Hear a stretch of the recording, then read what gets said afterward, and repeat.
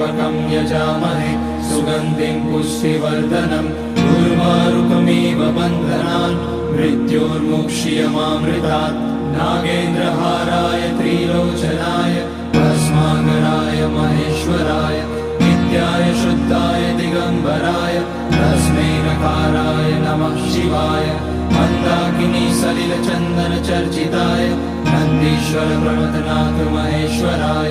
मंदार पुष्य बहुपुष्य सुपूजिताय तस्मै मकाराय नमः शिवाय शिवाय गौरी वदनाब्ज वृंद सूर्याय दक्षाध्वरनाशकाय श्रीनीलकंठाय वृषध्वजाय तस्मै शिकाराय नमः शिवाय वसिष्ठ कुम्भोद्भगौतमाय